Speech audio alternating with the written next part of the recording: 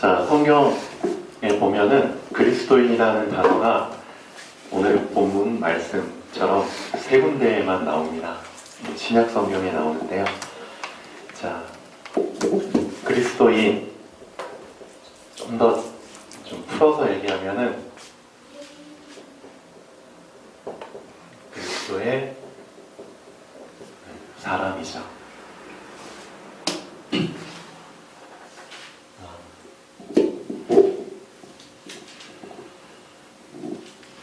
앞에 서서 이렇게 이제 말씀을 전하게 되잖아요.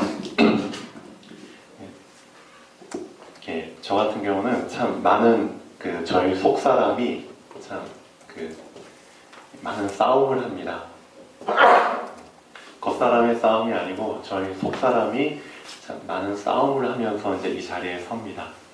특히 어떤 부분을 싸우냐면은, 자, 지금 눈 앞에는 제 앞에 여러분들이 보이지만 그걸 떠나서 저의 영적인 눈은 지금 이 자리에 하나님이 계시고 하나님이 임재해 계시고 또 주의 천군 천사들이 이 예배를 수용들기 위해서 이 자리에 함께 있다는 것을 항상 그 사실을 주지하고 이 자리에 섭니다. 근데 자꾸만 저의 영적인 눈은 하나님을 바라보려고 하고 있고 또 하나님께 드리는 예배이기 때문에 거기에 집중하려고 하고 있지만 저의 육신의 눈은 지금 여러분들을 보게 돼 있고요. 그 다음에 이 빈자리를 이제 보게 됩니다. 그 가운데 저는 이제 많은 싸움을 하고 있죠. 사람인지라 참 어떻게 보면은 사람이기 때문에 사람에게 영향을 안 받을 수는 없겠죠. 그런 가운데도 이 자리에 서서 이제 하나님 앞에서 이제 말씀을 전하는 거죠. 저뿐만 아니라 여기 계신 분들도 이제 이 자리에 서서 말씀을 전할 기회가 간혹가다 오잖아요. 아마 그런 생각을 하시면서 서시는 것 같습니다. 어떻게 보면 이제 많은 목회자님들이 이런 말씀을 하시죠. 성도님들이 많이 오면은 나도 모르게 힘이 나서 말씀을 전하고 성도님들이 좀 적게 오면은 나도 모르게 힘이 빠지고 그런 부분은 이제 간혹가다 우스갯소리로 말씀을 하시잖아요. 근데 그게 어떻게 보면은 참 저도 그런 부분을 어떻게 보면 영향을 안 받을 수는 없는데 그런 거를 느끼면서 저는 어떤 부분을 생각을 하냐면 하나님은 어떠실까? 하나님은 어떠실까? 진짜 이 세상에 수많은 사람들이 있는데 그 중에 하나님의 사람, 그렇죠? 그리스도인, 쉽게 말하면 그리스도의 사람, 즉 하나님의 사람들이 얼마나 좀 많이 있을까? 만약에 이 그리스도의 사람, 하나님의 사람이 많이 없다면, 그렇죠? 하나님께서 참 힘이 빠지실까? 하나님께서 외로우실까? 그런 생각을 좀 해봅니다. 그래서 그런 상황들을 제가 직접 몸으로 겪으면서 제가 얻는 응답은 하나님을, 그렇죠? 이제 후행적으로 하나님의 상황을 조금씩 이제 이해를 하게 된다는 거죠. 그 부분이 저한테는 참 귀한 응답인 것 같아요. 하나님도 이러실 수 있겠구나. 하나님의 심정도 이렇겠구나. 라는 생각들을 이제 경험들을 해가면서 조금씩 하나님의 마음을 이해하게 되는 것 같아요. 그렇게 따지면은 지금 이 자리에 함께 앉아있는 분이 너무나 소중한 거죠. 진짜 숫자적으로는 적을 수 있겠지만 지금 함께하는 분들이 저에게 너무나 소중한 것 같습니다. 하나님도 아마 그렇게 생각하실 것 같아요. 오늘 베드로 전서 4장 16절에 이런 말이 나오잖아요. 어떤 말이 나오나요? 그리스도를 위하여 고난을 받으며, 그 관련된 말씀이 나오죠. 자, 한번 읽어보겠습니다. 베드로 전서 4장 16절에 보면은 만일 그리스도인으로 고난을 받으면 부끄러워하지 말고 도리어 그 이름으로 하나님께 영광을 돌리라. 내가 그리스도의 사람으로 살면서 그리스도인이기 때문에 고난을 받을 수 있는데, 그렇죠? 그때 많은 사람들이, 그렇죠? 하나님의 사람과 반대편에서 하나님의 사람을 고난을 준다는 거죠. 그때 참 외로울 수 있겠죠. 외로울 수 있는데 그때 하나님이 함께 하신다는 겁니다. 그렇죠? 소수이지만 소수의 길을 가는 사람이지만 그 길을 함께 가는 사람이 참 소중하고 하나님이 그때 함께 하신다는 거. 예, 그런 생각을 하면 참 힘이 되죠. 이런 질문을 좀 받아봅니다. 어떤 질문이냐면은 너가 잘 나갈 때, 그렇죠? 잘 나갈 때 함께 하는 사람과 너가 참 힘들 때 함께 있어주는 사람, 이 둘 중에 어떤 사람을 너는 더 원하느냐? 내가 잘 나갈 때도 함께 해주는 사람이 있고요. 다 필요합니다. 근데 내가 진짜 힘들 때, 내가 고난 중에 있을 때 같이 있어주는 사람, 똑같이 함께 해주는 사람인데 둘 중에 하나를 택한다면 너는 어떤 사람을 택하겠느냐 하면 저 같은 경우는 만약 둘 중에 하나를 택한다면 저는 제가 힘들 때 그렇죠? 그때 같이 있어주는 사람을 저는 택할 것 같아요. 마찬가지로 하나님께서도 그러실 것 같아요. 지금 수많은 사람들, 70억 가까운 사람들이 전 세계에 흩어져서 살고 있는데 그 중에 그렇죠. 이 세상은 이미 사단이 장악을 했고요. 그렇죠? 사단에게 잘 보이기 위해서 많은 사람들이 사단 앞에 줄을 서서 살고 있죠. 사단이 이 세상의 정치와 경제와 그렇죠? 종교 다 장악하고 있기 때문에 이 사단에게 잘 보이기 위해서 수많은 사람들이 다 줄 서 있습니다. 그렇죠? 그런데 소수이지만 그렇죠? 소수이지만 하나님께 잘 보이기 위해서 하나님 앞에 줄 서는 사람들이 있다는 거죠. 예, 그렇죠? 내가 힘들 때 함께 있어주는 사람.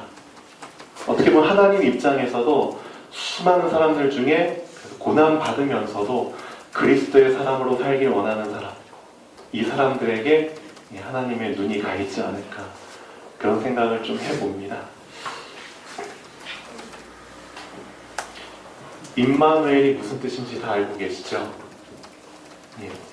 임마누엘은 하나님의 입장에서 나온 단어입니다. 하나님이 우리와 함께 하시다라는 뜻이죠. 그런데 그리스도인이란 단어는 사람의 입장에서 나온 말입니다. 쉽게 말하면 그리스도의 사람이잖아요. 인간이, 그리스도인이 하나님과 함께 하는 겁니다. 관점은 다르지만 똑같죠. 임마누엘은 하나님이 우리와 함께 하시는 거고 그리스도의 사람은 그렇죠. 우리가 하나님과 함께 하는 겁니다. 하나님은 이런 사람을 찾으시는 것 같아요. 똑같은 함께이지만 관점이 다르죠. 그리스도의 사람은 어떤 상황이 와도 그리스도를 그렇죠. 붙잡는 사람입니다. 그리스도의 길에 서는 사람입니다. 네. 이런 사람들이 필요한 것 같습니다. 요즘 선거철이죠. 그래서 이제 참 이런 농담들이 많이 나오는 것 같아요. 특히 이제 새누리당이 이제 여당인데 새누리당에 보면은 새누리당 안에 이제 조금씩 계파가 나뉘어 있죠. 예. 특히 이제 나는 친박이다. 친박이 무슨 뜻인지 알죠? 나는 박근혜 대통령과 친하다. 그런 뜻이죠. 근데 친박이 있으면 비박이 있죠. 나는 박근혜 대통령하고는 별 상관이 없다. 같은 새누리당 안인데도 이렇게 좀 계파가 나눠져 있습니다. 근데 지금 선거철이기 때문에 그냥 어떻게든 나는 박근혜 대통령과 친하다. 이걸 내세워가지고 당선되려고 하는 사람들이 많은 것 같아요. 그래서 이런 말들이 나옵니다. 나는 친박이고 나는 진박이다. 난 진짜 박근혜 편이다. 또 이런 말도 나요. 나는 원조박이다. 난 진짜 원조 박근혜. 근데 참 이 비박 중에서 그렇죠? 예, 유명한 이제 정치인 유승민 같은 그런 정치인이 공천도 못 받고 그렇죠?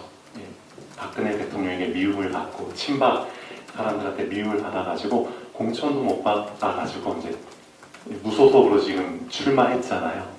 예. 이걸 보면서 이런 생각을 좀 해봅니다. 그렇죠? 박근혜라는 이제 사람이 지금 대통령이기 때문에 이 사람에게 잘 보여서 뭐 하나라도 얻기 위해서 이런 사람들까지 만들어지고 있잖아요. 근데 어떻게 보면 당연한 것 같아요. 권력을 쥐고 있기 때문에 그렇죠. 나도 그 권력의 맛을 보기 위해서 뭐 이런 사람들이 계속 생겨나는데 박근혜 대통령 잘해봤자 이제 5년 임기 중에 이제 1, 2년밖에 안 남았잖아요. 잠깐 권력을 쥔 사람한테 잘 보이기 위해서 이런 사람들도 생겨나는데 하물며 어떻게 보면은 영원한 권력을 가지신 분이 하나님이시잖아요. 그렇죠? 영원한 권력을 가지신 분이 하나님이신데 근데 왜 하나님께 잘 보이기 위한 하나님의 사람들은 없냐 이거죠. 왜 없냐 이거죠. 네, 이유는 간단합니다. 이런 그 정치 권력을 갖고 있는 사람들은 자신의 목적을 이루기 위해서 그렇죠? 권력을 맛을 보고 실제 권력이 생기잖아요. 실제 그렇기 때문에 이 줄을 서지만 하나님께서는 이와는 정반대의 방법으로 하나님의 사람들을 뽑기를 원하신다는 거죠. 어떻게 보면은 영원한 그 권세를 갖고 있으신 분이지만 사람들이 볼 때는 헷갈린다는 거죠. 이 세상은 사단이 장악하는 것처럼 보이고 하나님의 사람은 아무런 힘이 없는 것처럼 보이죠. 그렇죠? 그럼 하나님은 어떻게 보면은 그 테스트라고 할 수 있겠죠. 테스트. 실제 권력이 없는 것처럼 그럼에도 불구하고 하나님의 사람의 줄에 설 수 있겠느냐. 즉 어떻게 보면 하나님께서는 권력이 없는 것처럼 보이는 그걸 통해서 진짜 동기 없이 하나님의 길에 서고자 하는 사람들을 찾기를 원하시는 것 같아요. 이 사람들은 분명히 동기가 있기 때문에 동기가 보이기 때문에 실제 권력이라는 맛을 받고 그 권력을 얻기 위해서 이런 걸 하고 있지만 하나님께서는 이 세상이 쓰는 방법을 쓰지 않으시고 하나님의 방법, 실제 힘이 없는 것처럼 보이고 권력이 없는 것처럼 보이지만 진짜 동기 없이 하나님을 믿고자 하나님을 사랑하고자 하는 마음으로 고난 가운데서도 하나님의 줄에 설 사람, 이 하나님의 사람들을 찾길 원하시는 게 아닌가 그런 생각을 좀 해봅니다. 어떻게 보면 여담이었고요. 자, 오늘 말씀 제목이 이제 그리스도인인데 지난주에 이런 말씀을 좀 드렸습니다. 먼저 회개에 대한 부분을 말씀드렸는데요. 회개. 정말 하나님이 원하시는 교회의 목표를 이루기 위해서는 이 교회 안에 진짜 하나님의 자녀들 그리스도인들이 꼭 있어야 됩니다. 그런데 그리스도의 사람이 되기 위한 가장 첫 번째 조건으로 회개가 필요하다고 했죠. 그러면은 회개를 우리는 어떤 의미로 받아들여야 되는가?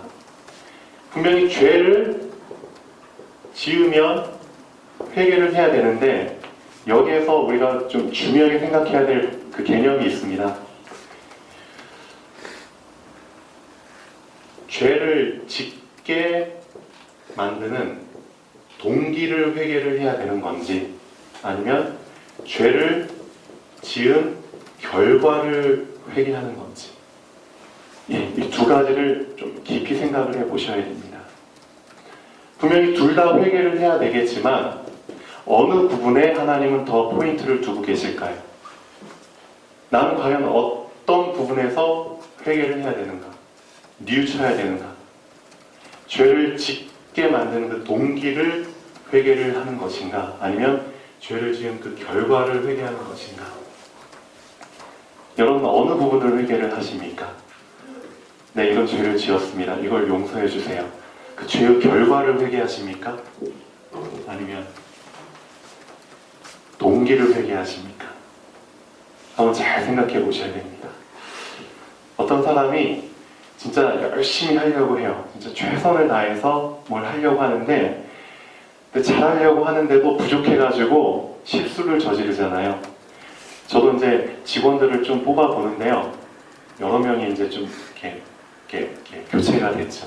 그러면서 좀 지켜봅니다. 고용주 입장에서 봤을 때, 아, 이 직원은 진짜 열심히 하려고 하는데, 그런데도 진료 중에 실수를 하거든요. 그때는 그 직원의 중심을 알기 때문에 얘는 진짜 잘하려고 하다가 실수를 했어.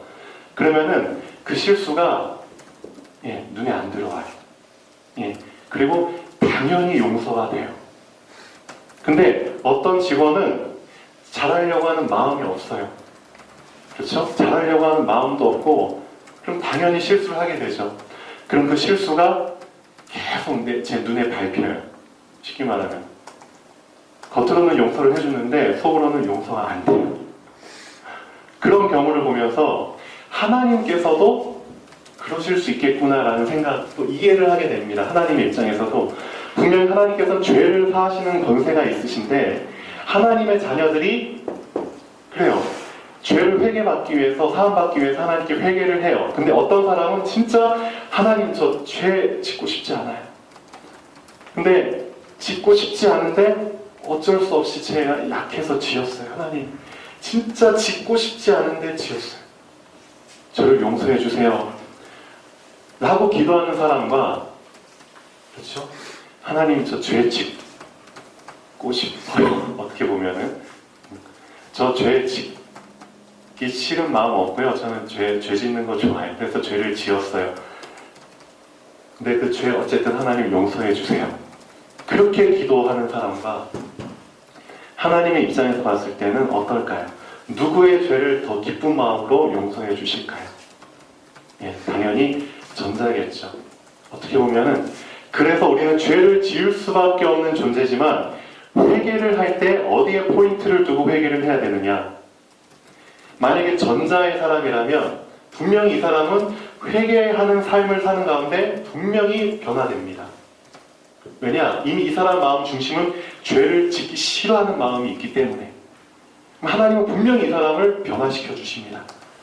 근데 후자의 사람은 항상 죄를 짓고 싶어하는 마음이 있고 그 가운데 죄를 지었기 때문에 나중에 가도, 그렇죠, 동기가 바뀌지 않는 이상, 그렇죠, 절대 변화가 안 됩니다. 그래서 그리스도의 사람이라는 거는 쉽게 말하면 이거죠.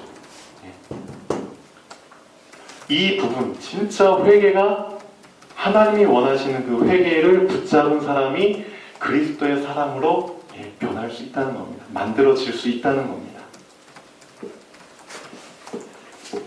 자, 성경 말씀 한번 찾아보겠습니다.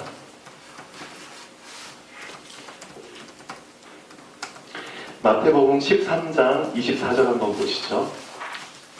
마태복음 13장 24절부터 30절까지 보시면 우리가 짚고 넘어가야 될 부분이 있습니다. 오늘은 말씀을 좀 간단히 하고 끝낼 텐데요.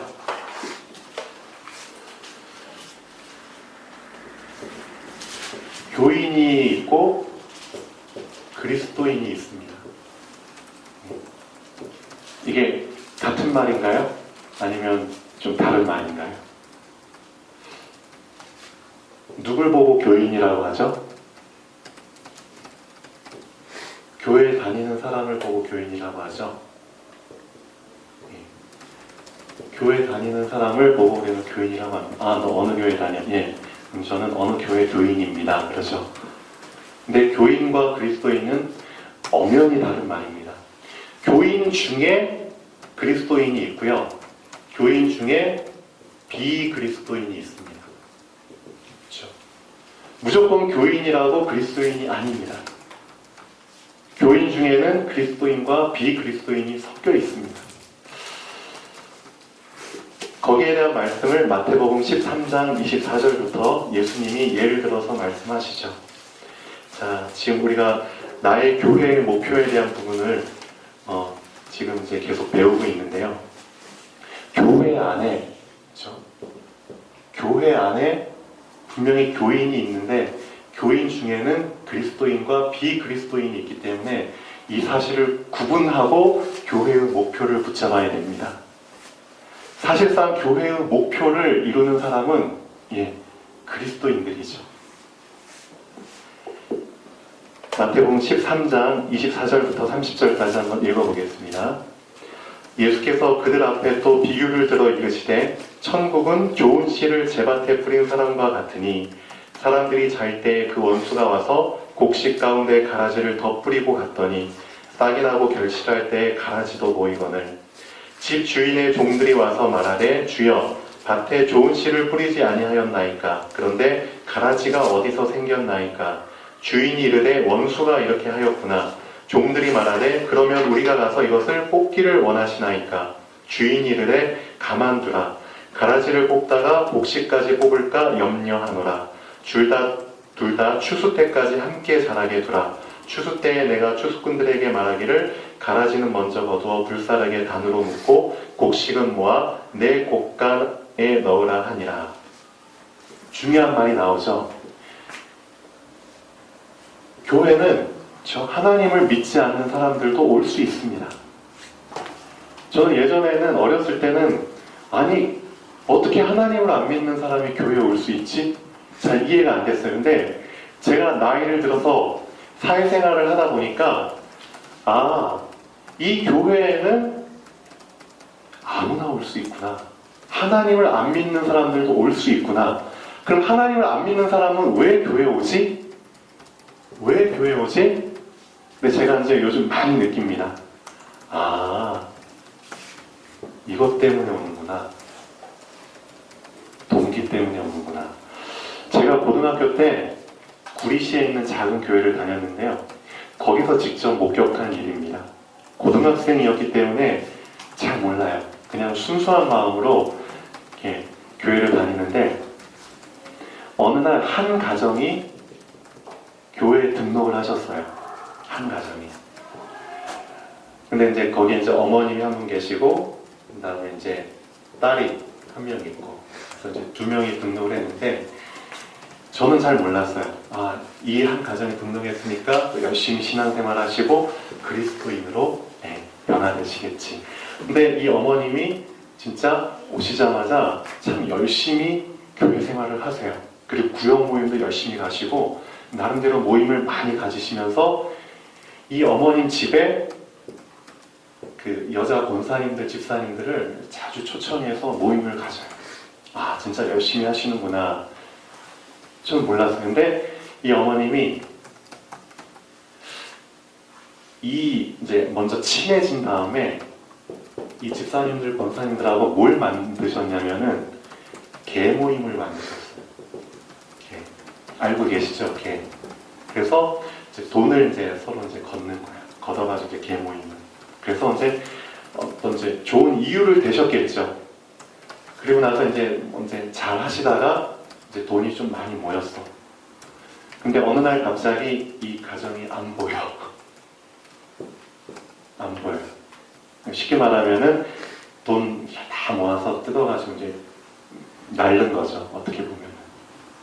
제가 그 일을 목격을 하면서 상당히 충격을 받았습니다. 아니 어떻게 교회 안에 이런 일이 있을 수가 있지? 그때는 몰랐는데 지금은 교회 안에 당연하게 일어날 수 있겠구나. 교회는 그렇죠? 어떻게 보면은 그리스도인도 있지만 비그리스도인들도 있구나. 이 비그리스도인들은 단지 교회만 다니는 사람들이구나. 그렇죠? 하나님을 믿지 않고 자기의 동기를 이루기 위해서 또 올 수 있겠구나. 그래서 요즘 교회 안에 참 문제들이 많이 일어나잖아요. 많은 사람들이 또 사기를 치고 어떻게 보면은 또 많은 동기를 갖고 오죠. 쉽게 말하면은 보험 판매원 같은 경우 이제 사람들 많이 만날 수 있으니까 교회. 그래서 등록을 합니다. 그래서 말씀 듣는 것보다 그렇죠.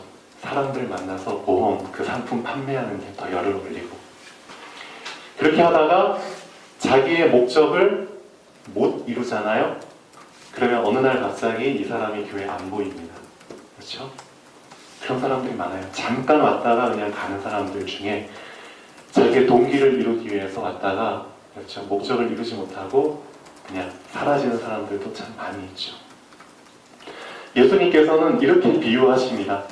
방금 보신 것처럼 자, 분명히 교회는 알곡만 오는 줄 알았는데 가라지도 오더라. 근데 참 중요한 사실은 알곡과 가라지가 제일 처음에는 구분이 안 돼요. 누가 알곡인지 가라지인지 구분이 안 돼요. 한번 시간이 지나야 되고요. 좀 지켜봐야 돼요. 저도 몰랐어요. 우리 교동센터 교회가 세워지고 나서 참 여러 사람들이 왔다 갔습니다. 여러 사람들이 왕래 했죠. 그러면서 참 느낀 부분이 맞다. 처음에는 모를 수밖에 없구나. 처음에는. 근데 시간이 지나고 나서 드러난다는 거죠. 드러난다는 거죠. 그런 사실을 이제 겪으면서 아, 진짜 예수님께서 하신 말씀이 다 맞구나. 그리고 양과 염소에 대한 부분도 예수님이 말씀을 하시죠. 자, 한번 보겠습니다. 25장 31절부터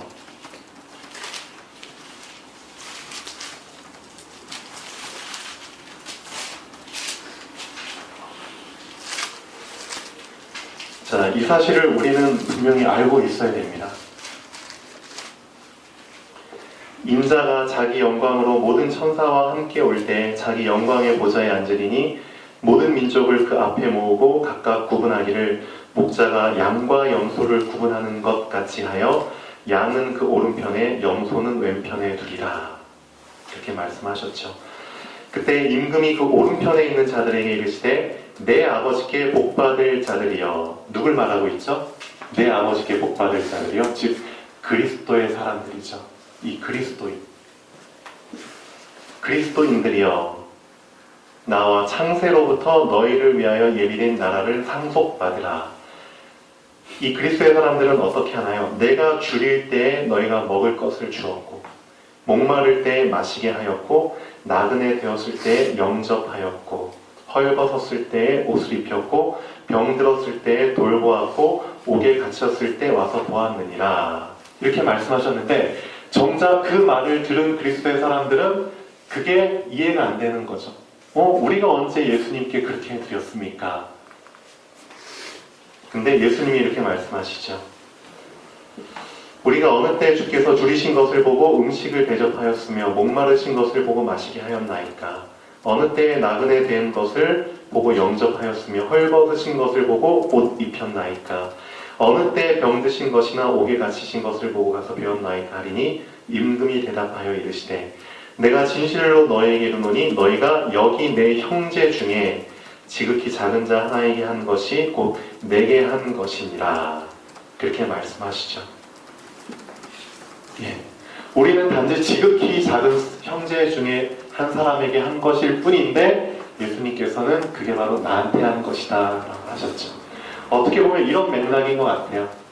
우리가 일들, 사건을 경험하면서 아, 이게 하나님의 마음이시겠구나. 그렇죠? 하나님의 마음을 이해하게 되고 하나님의 심정으로 행하게 될 때 그때 하나님은 이런 말씀을 하십니다. 우리가 진짜 하나님의 마음을 이해하고 하나님의 마음으로 사람을 대할 때 예수님께서는 이렇게 말씀하십니다. 너가 그 형제에게 한 그게 나에게 한 것이다. 그리스도의 사람은 딴 게 아닙니다. 그리스도의 마음을 소유한 사람이죠. 그 마음으로 행한 사람. 예. 근데 비그리스도인은 어떻죠? 왼편에 있는 자들, 즉 염소들이죠. 이르시되 저주를 받은 자들아, 나를 떠나 마귀와 그 사자들을 위하여 예비된 영원한 불에 들어가라.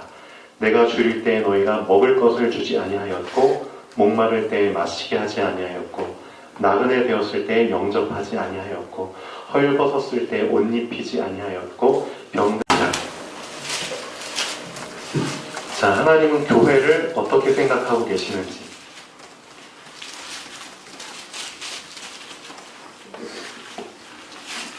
에베소서 1장 22절에서 23절까지 보시면 사도 바울은 이렇게 얘기를 합니다.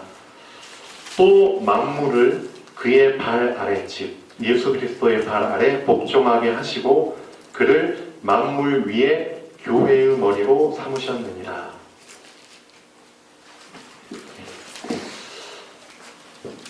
교회가 있으면은 교회에 머리가 있다고 하시죠. 그 머리로 예수님을 삼으셨다고 하십니다. 그러면 교회는 예수님 입장에서는 뭐냐? 23절 그의 몸이니 만물 안에서 만물을 충만하게 하시는 이의 충만함이니라. 예수님은 교회의 머리시고 교회는 예수님의 몸이고 자, 고린도전서 3장 16절에 이렇게 얘기합니다.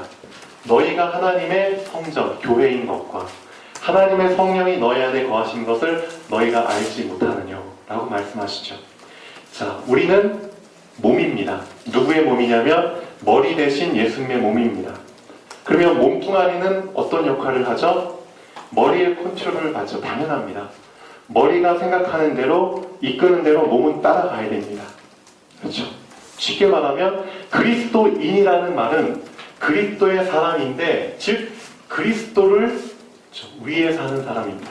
그리스도가 원하는 대로 이끄시는 대로 사는 사람이라는 거죠. 그게 바로 그리스도인입니다.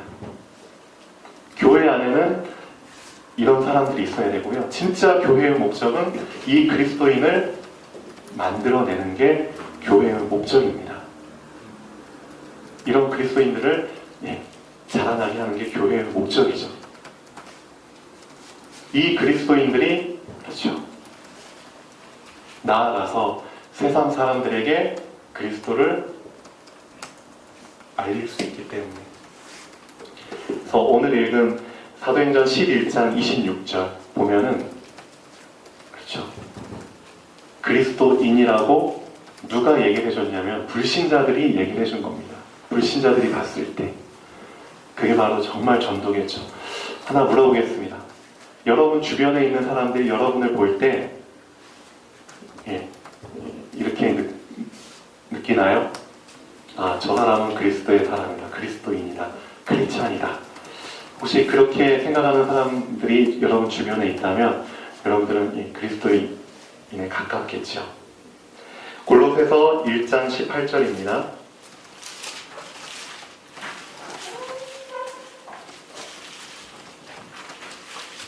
1장 18절에도 같은 말씀을 하시죠. 그는 몸인 교회의 머리시라.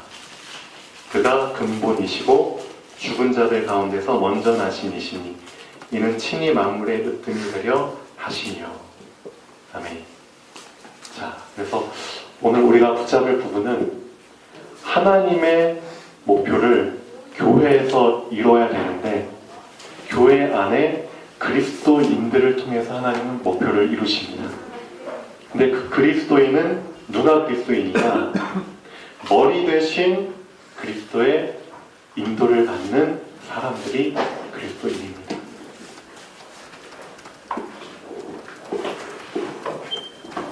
자, 그래서 한 주일 동안 그리스도인이라는 단어를 놓고 한번 깊이 생각하면서 나를 되돌아보는 한 주가 되면 좋겠습니다. 기도하겠습니다.